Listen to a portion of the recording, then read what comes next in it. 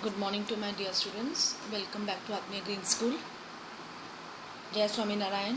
Today I start with Standard 7th History Lesson 4. In my previous class we had done up till Zabt and Zamindars. Am I right? Okay. So today I start with page number 53. That is Akbarnama and N.A. Akbari. N.A. Akbari. This. Okay, that is page number 53. Akbar ordered one of his close friends and courtiers, Abdul Fazl, to write a history of his reign. Akbar ने अपने close friend और उनका कोटियर भी थे वो अबुल फैज़ल, उनसे कहा कि तू मेरे राज्य जो मैं ये रीन कर रहा हूँ, मेरे राज्य में जो कुछ हो रहा है उनके बारे में हिस्ट्री लिख. और अबुल फैज़ल ने 3 वॉल्यूम हिस्ट्री लिखी अकबर की रीन की, वॉल्यूम 1, वॉल्यूम 2, वॉल्यूम 3, और उसे टाइटल दिया Akbarnama. The first volume dealt with Akbar's ancestors. जो पहला वॉल्यूम था उसमें अकबर के एंसेस्टर्स के बारे में बताया गया था. कौन थे, कहाँ के रहने वाले थे, क्या किया करते थे, अकबर कब बॉर्न हुआ. और then the second volume recorded the events of Akbar reign, कि कब अकबर को थ्रोन में बिठाया गया, कितने ब्रदर्स एंड सिस्टर्स में से वो थे, कब मतलब वो टाइम क्या, वक्त क्या था, कितने ईयर के थे. The third volume is the N.A. Akbari.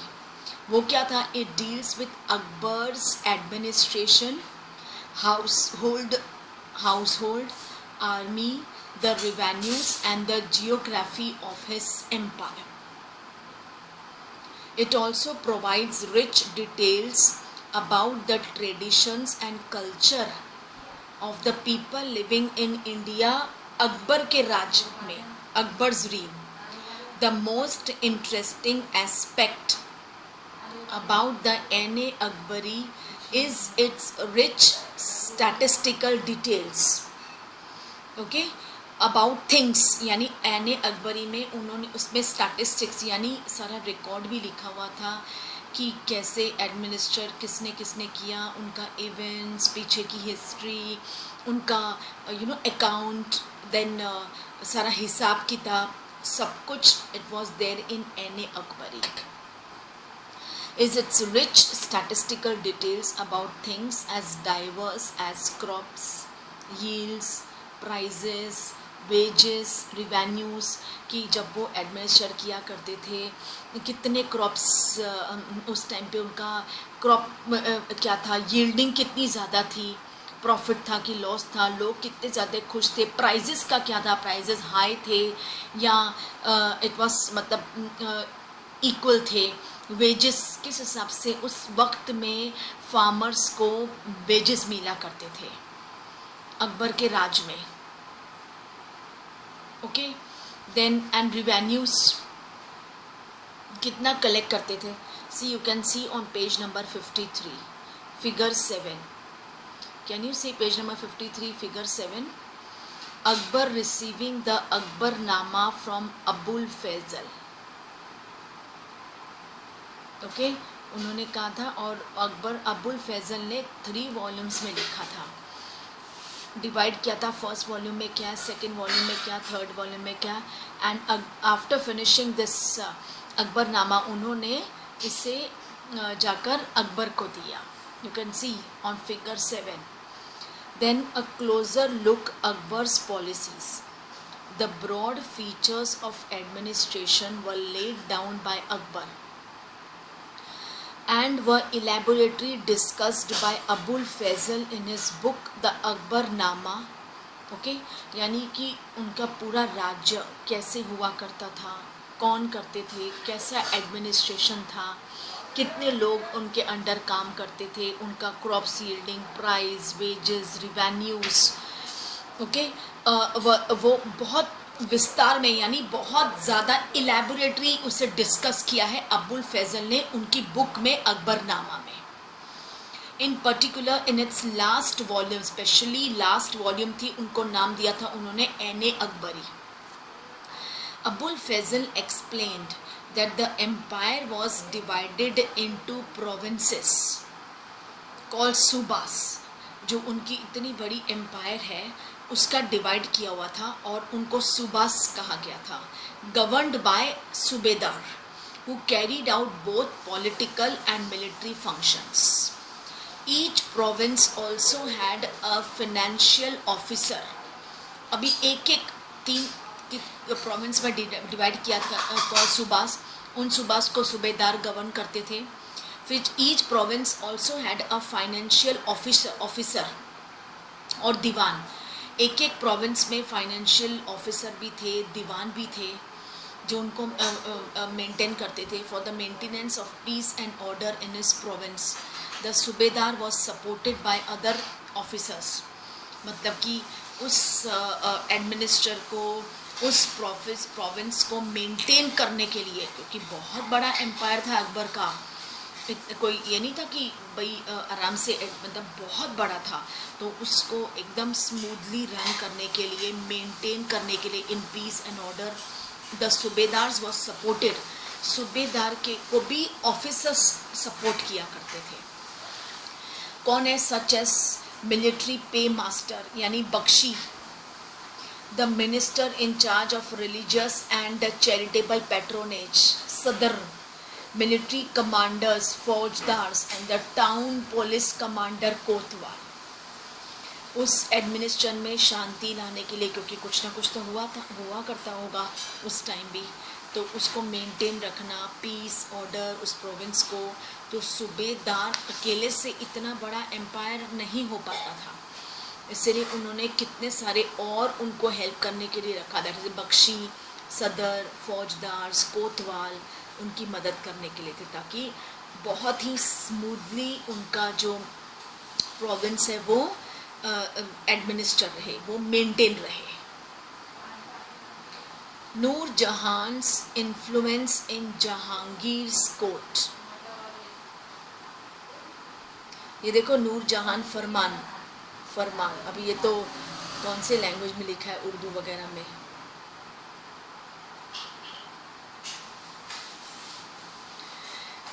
Mehrunnisa married the Emperor Jahangir in 1611 and received the title नूर जहान, क्योंकि जहांगीर की थी वाइफ और मेहरुनिसा, इसलिए नूर जहान का नाम दिया गया. She remained extremely loyal and supportive to the monarch. बहुत ही अच्छी लेडी थी, अपने प्रजा के साथ बहुत ज़्यादा प्यार करती थी, एकदम ट्रू था उसका, लॉयल थी, सपोर्टिव थी. As a mark of honour Jahangir struck silver coins bearing his own titles on one side and on the other the inscription stuck in the name of the Queen Begum Noor Jahan. उस time जो silver coin जो हुआ करते थे, उस पे ये honour देने के लिए एक तरफ उन्होंने अपना, मतलब कि बेरिंग हिज ओन टाइटल, और दूसरी तरफ उन्होंने क्वीन बेगम नूर जहान का नाम लिखा हुआ था, इंस्क्रिप्ट किया हुआ था कॉइन्स के ऊपर.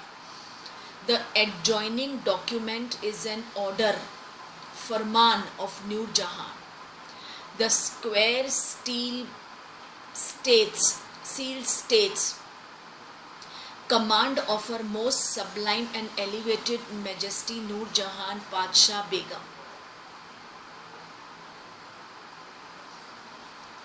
The round steel states, by the son of Shah Jahan, she became a brilliant as the moon. May Noor Jahan Padshah be the lady of the age. मतलब ये फरमान ऊपर लिखे गए थे, आप देख सकते हो. ओके, दिस स्क्वायर वाला ये और एक ये गोल वाला. जसनीन कोई है?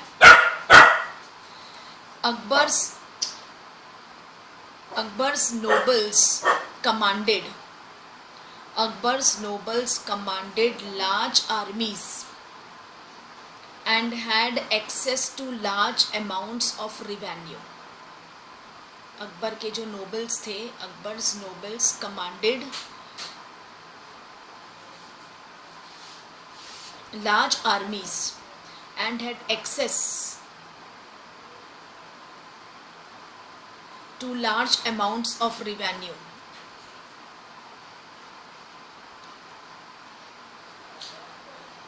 While they were loyal, the empire functioned efficiently. Okay?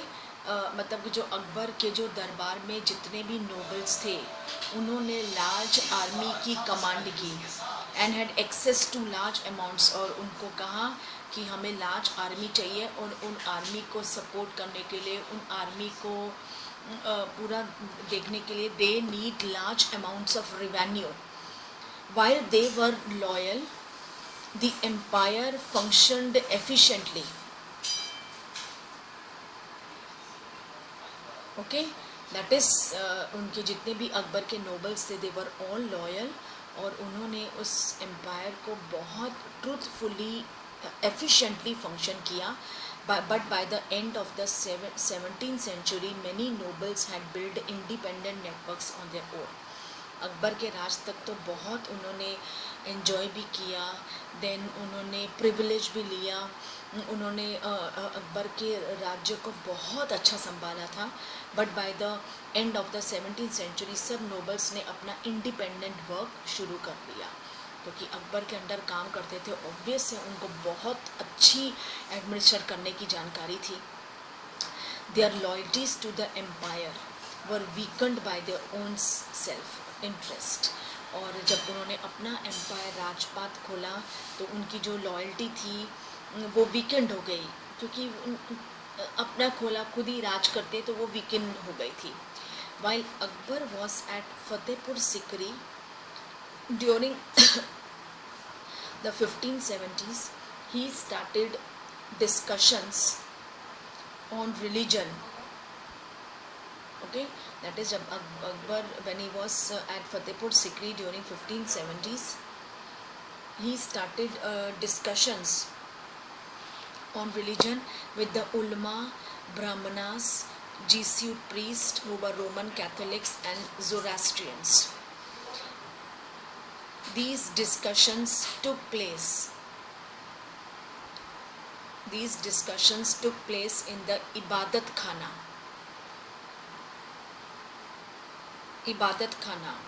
He was interested in the religion and social customs of different people. Akbar was very much interested, the religions में interest था, social customs, डिफरेंट पीपल के social customs में भी उनको काफ़ी interest था. Akbar's interaction with people of different faith made him realize that religious scholars who emphasized ritual and dogma were often bigots. Dogma कौन होते हैं? A statement or an interpretation declared as authoritative with the expectation that it would be followed without question. Dogmas. Okay. Phone करा दे पापा को. Phone. पापा को a statement कराना. A statement or an interpretation declared as authority with the expectation that it would be followed without question. And bigot, an individual who is intolerant of another person's religious beliefs or culture. Okay, bigot वो होते हैं, वो बंदे होते हैं जो किसी और के रिलीजियस बिलीफ या कस्टम्स को एक्सेप्ट नहीं करते हैं. लेकिन जब अकबर थे, okay, he was interested in the religion and social customs of different people. वो हर एक रिलीजन को ऑनर देते थे. एंड वो जब डिफरेंट लोगों से बात करते थे, उनके आप डिफरेंट कास्ट के लोगों से बात करोगे, सबका अपना अपना फेथ है, किसी का किसी में फेथ है, किसी का किसी में faith. Made him realise that the religious scholars who emphasised, कि जो रिलीजियस स्कॉलर्स थे उन्होंने कितना बड़ा एम्फसाइज किया हुआ था इस रिचुअल्स को, सेरेमनीज़ को, बहुत बड़ा किया हुआ था. And dogma were often by gods. Their teachings created divisions and disharmony amongst his subjects. This eventually led Akbar to the idea of Sulhi Kul or universal peace. This idea of tolerance did not discriminate between the people of different religions in his realm. उनका जब तक राज था उस राज में कभी भी religions के बीच में इन डिस्क्रिमिनेशन नहीं हुआ, बिकॉज वो खुद ही बहुत बिलीव करते थे, वो रिस्पेक्ट करते थे कि लोग अपने अपने रिलीजियस बिलीफ अपने अपने तरह से फेथ करते, वो उनकी रिस्पेक्ट करते थे। इसलिए उनके रिल में, उनके राज्य में कभी भी इन डिस्क्रिमिनेशन नहीं हुआ। Instead it focused on a system of ethics, that is honesty, justice, peace, that was universal applicable. ये बहुत ज़रूरी है, आज भी ये ज़रूरी है। If we want peace in our country, एक तो honesty, justice, peace और एक दूसरे पे trust, belief या faith को respect देना एक दूसरे के, that is necessary. Abul Fazl helped Akbar in framing a vision of governance. Abul Faizal ने अकबर को हेल्प किया था कि कैसे वो अपनी गवर्नमेंट बनाए और कैसे उसे फ्रेम करे, प्लान करे कि कैसे उनकी गवर्नमेंट होनी चाहिए। Around this idea of Sulhi Kul, this principle of governance was followed by Jahangir and Shah Jahan as well. ये जो अब्बुल फैज़ल ने उनको ये जो विजन दिया था to frame, okay Jasleen, framing a vision of governance around this idea, this principle of governance was followed by Jahangir and आगे Shahjahan. then Sulhe Kul,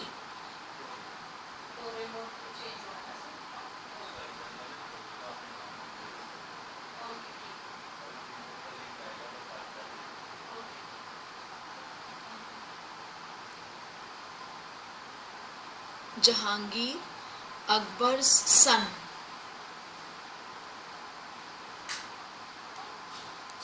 described his father's policy of Sulhe Kul in the following words. Jahangir जो अकबर के बेटे थे, उन्होंने describe किया था अपने father के इस सुलही कुल को वर्ड्स में। वो कहते हैं, as in the wide expanse of the divine compassion there is room for all classes and the followers of all the creeds, so in his imperial dominions, which on all sides were limited only by sea, there was room for the professors of opposite religions. उनका जहांगीर जो उनके बेटे थे, उनका कहना था कि जो मेरे फादर थे उनकी इतनी बड़ी एम्पायर थी, एक समुंदर के जैसी एम्पायर थी। अकबर की समुंदर क्या होता है, उतनी एम्पायर, और उसके बीच में ये जो इट वॉज ऑपोजिट जो रिलीजन्स थे उनका भी सम्मान था, ऑनर था। For believes good and bad and the road to intolerance was closed, और उस समय में इनडिस्क्रिमिनेशन, इनटॉलरेंस ये सब कुछ बिल्कुल नहीं था।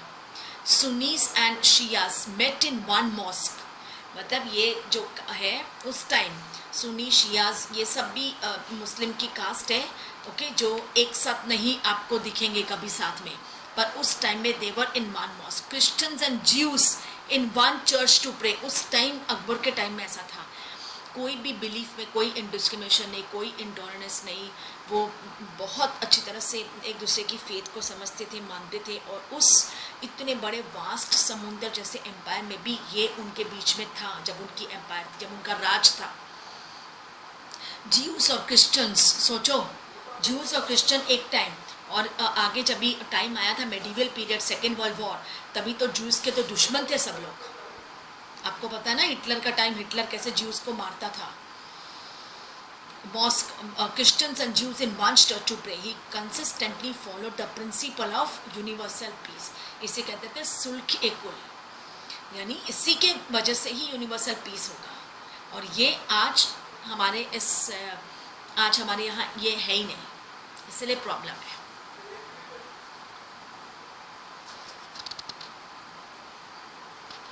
देखो, you can see on page number 55 figure 9, you can see this figure 9, Akbar holding discussions with learned individuals, सब डिफरेंट कास्ट के हैं, सब अपने अपने तरीके से अपनी रिचुअल्स को उनको सामने पेश कर रहे हैं, अपने भगवान के लिए अपना बिलीफ फेथ, और अकबर बहुत ही ध्यान से उनको सुनते हैं।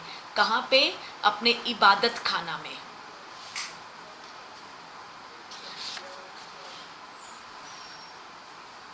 Okay, we go to page number 57। First we will read this kings and queens, ये हम रीड करते हैं।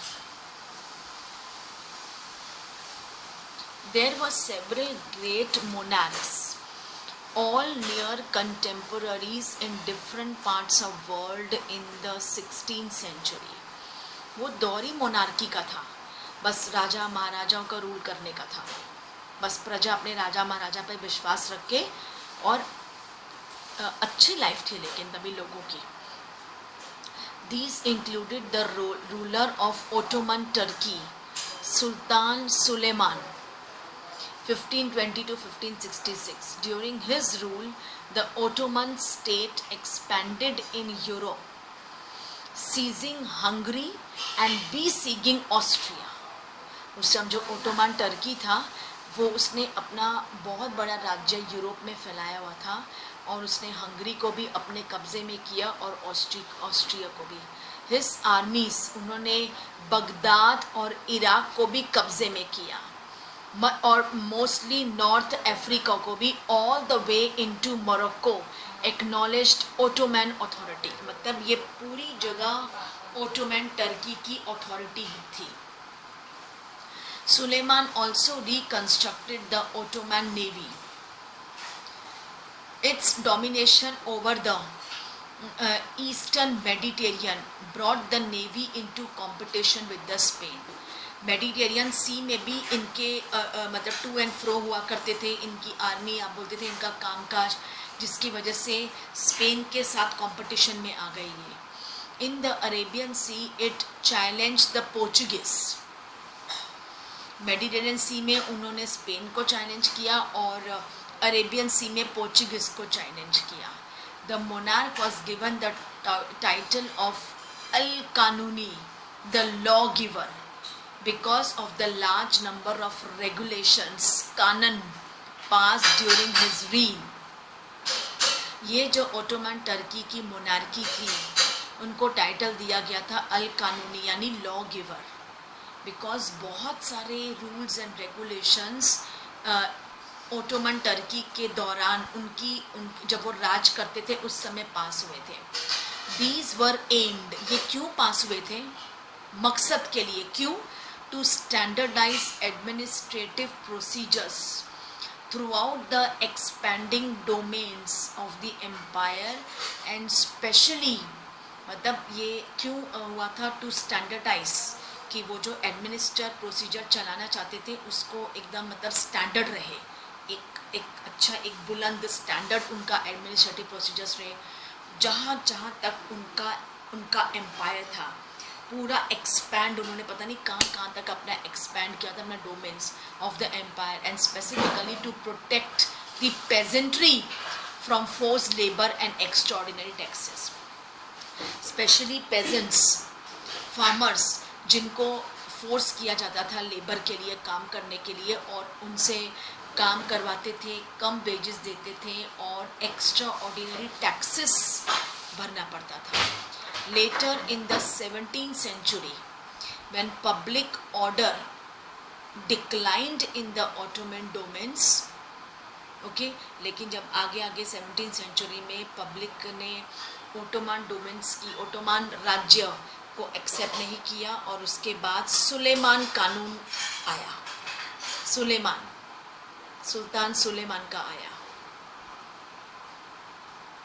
was remembered, declined in Ottoman domains।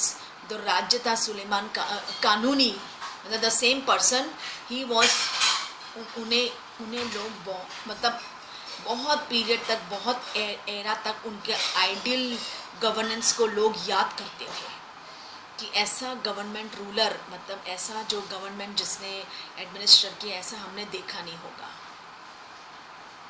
Okay. Okay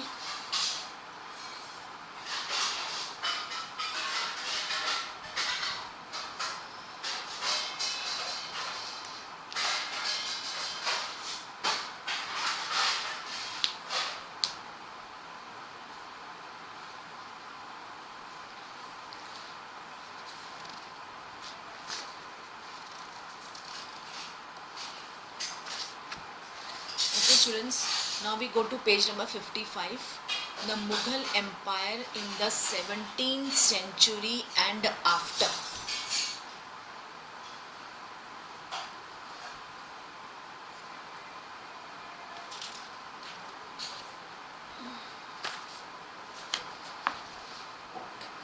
The administrative and military efficiency of the Mughal Empire led to great economic and commercial prosperity. International travelers described it as the fabled land of wealth, but these same visitors were also appalled at the state of poverty that existed side by side with the greatest opulence. The inequalities were glaring.